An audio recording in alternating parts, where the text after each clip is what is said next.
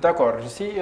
mbas mi tamit bokk na si jàngat yi nga xamante ni moom la si gën a def mooy wàllum souveraineté pharmaceutique nan la ñuy def ba gën koo ñoŋal rawatina fii ni Sénégal. Le président de la République dem Turquie waxtaan fa waaye tamit am mbëbëtu jëlee fa benn fleuron boo xamante ni pharmaceutique turc indi ko fii nii si Sénégal mi Abdi Ibrahim. ndax loolu tamit bu ñëwee nekkul ne day gën a nasaxal suñu industrie pharmaceutique locale. alors jërëjëf ñun dañu dégg information bi ci revue de presse ak quelques éléments yu ma yónnee ndax ñun industrie yi nga xam ne ñu ngi nekk Sénégal am benn ñu njaboote ko muy association sénégalaise d'industrie pharmaceutique depuis plus de 5 ans ñi ngi xeex pour souveraineté pharmaceutique. Depuis 2015 depuis avant 2015 20 ans ci ginnaaw africains yi saa yu ñu dajoo rek dañuy naan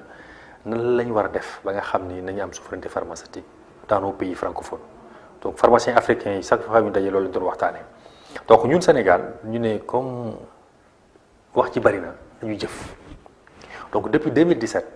donc près de 600 pharmaciens sénégalais ñoo génne seen xaalis créer usine bu ñuy tuddee Teranga Pharma pour ñu ne li ñu bëgg mooy fii ak fukki at ñu def souveraineté pharmaceutique sénégalaise am lu bees mooy bi mbas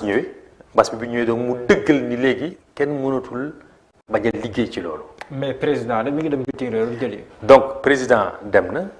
moom. parce que ki mu bëgg a liggéeyal ñu indi ko Sénégal déjà am na capacité de production de 450 millions de médicaments par an. xam nga problème bi newul li muy def foofu problème mooy bu ñëwee fii li muy def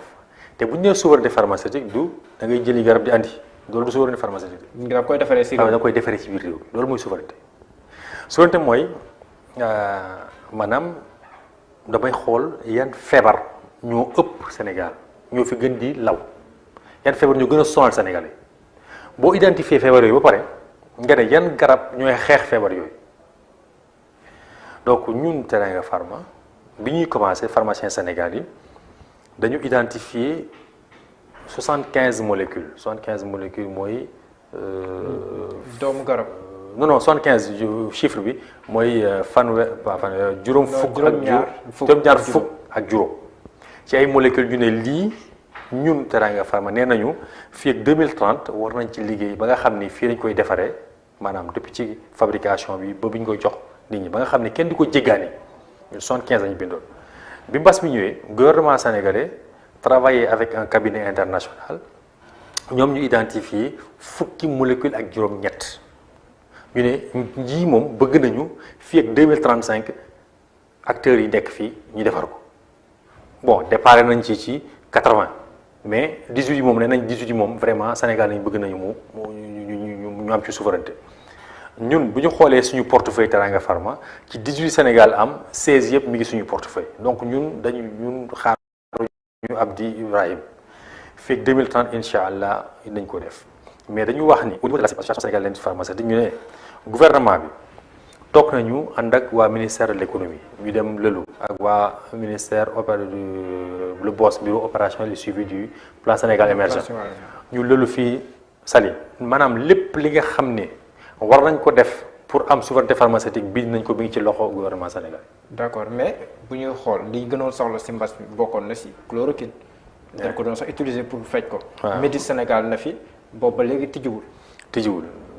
problème la donc fan yi ñu may doon waxtaan ak directeur bi ñu ngi liggéey ci ASIP effectivement ñoom bii fii semaine yu wër nañ commencé waat liggéey boobu sax nañ ci président bi dem jàpp na ci pour que Médis commencé waat liggéey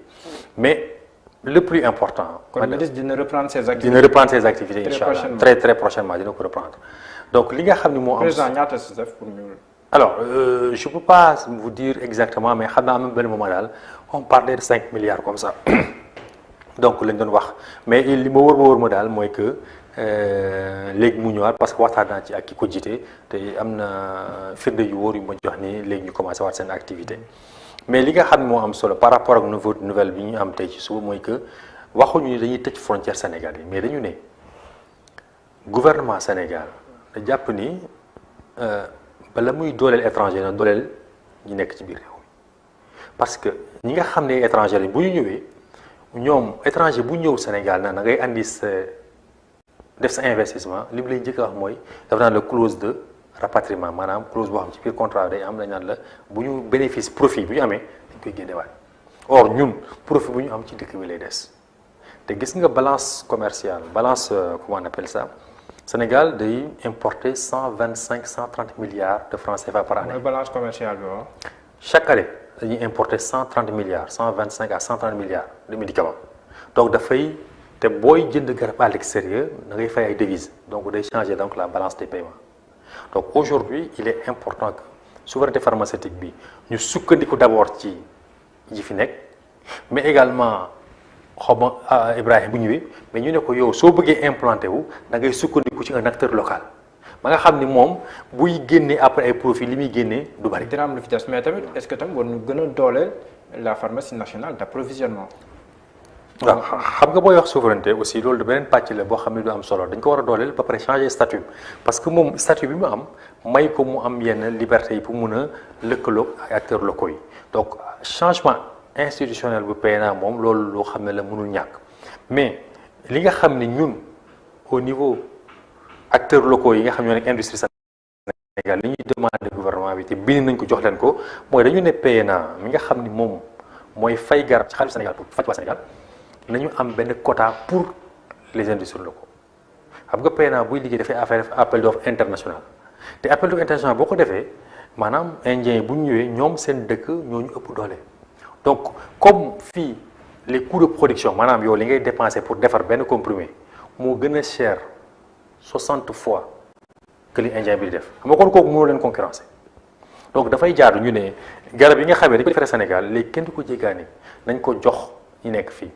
ensuite bu ñu nee léegi préférence nationale am na benn ligne boo xam ne dañuy xool léegi ligne boo xam ne ëpp na 100 millions ñu ne international bu ko gagné boo ñëwee da koy partager avec un acteur local donc il y a plusieurs mesures yoo xam ne bind nañ ko ba nga xam ne bu ñu ko defee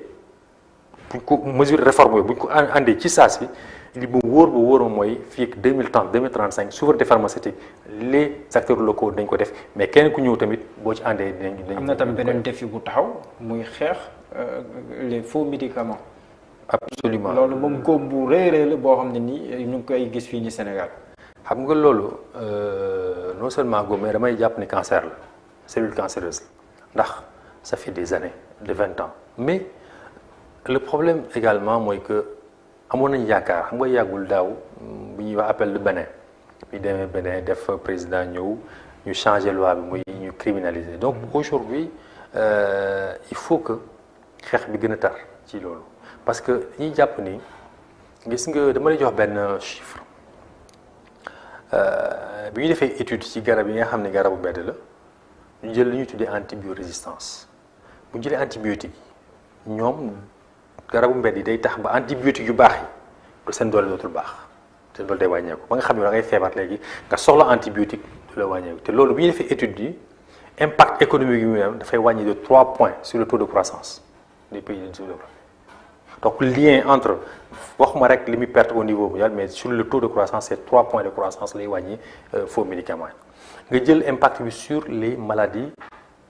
infectieuses aujourd'hui wax naa la résistance mi andi mais surtout lu gën a grave mooy que yow xamoo ñaata nit lay provoquer ay maladies plus graves c'est-à-dire que donc ça appauvrit ñi nga xam ne dañuy jënd garab yu non seulement dañuy defe ne garab yu baax lañu jënd mais yu bon la mais en plus dafay yokk seen feebar te sa feebar bu yokkee donc yow seen dépense de santé day yokku donc tu nga occupé ay lii également d'utiliser donc les ressources de la République donc nga gis garabu mbedd amul lenn lu ci bénéfice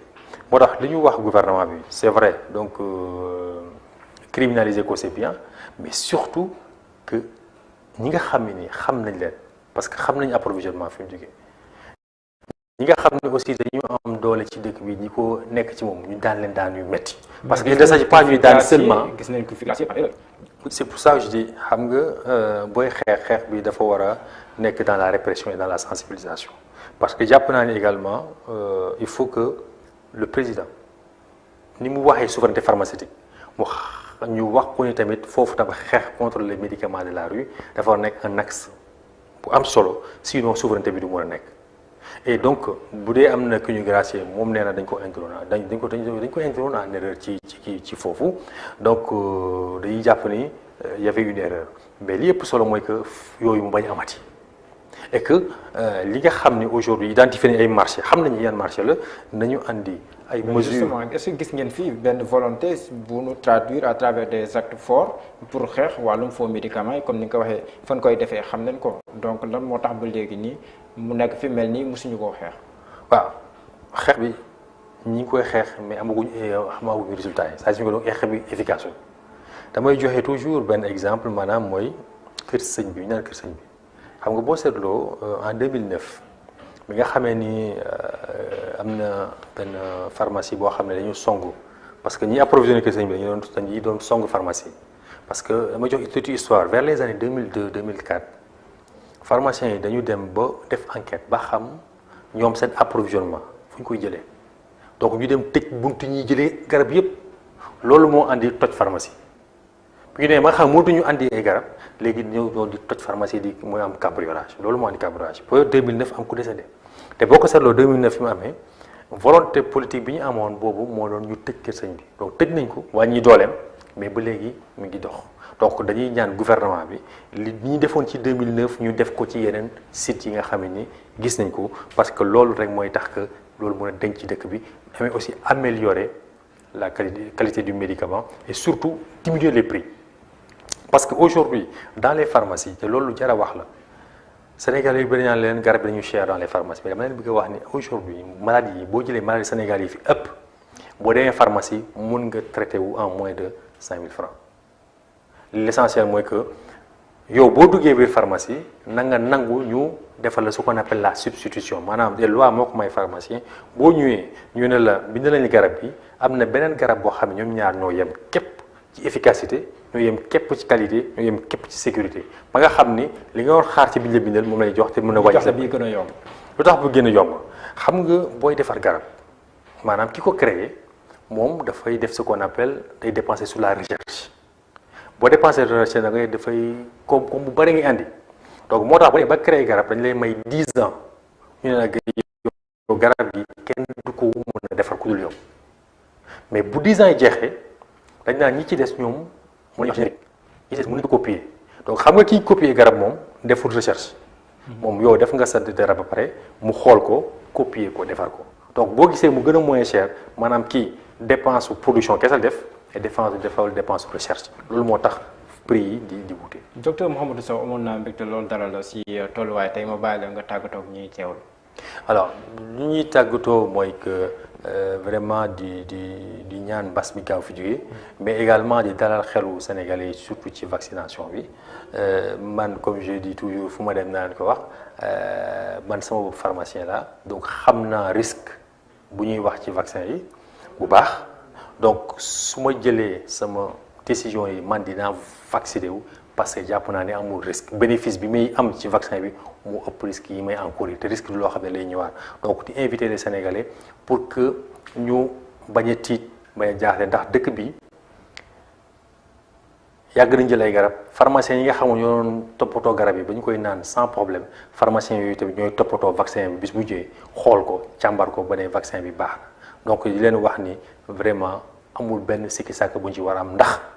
loolu kese la ñu am comme option amuñu benn option fi ñu toll nii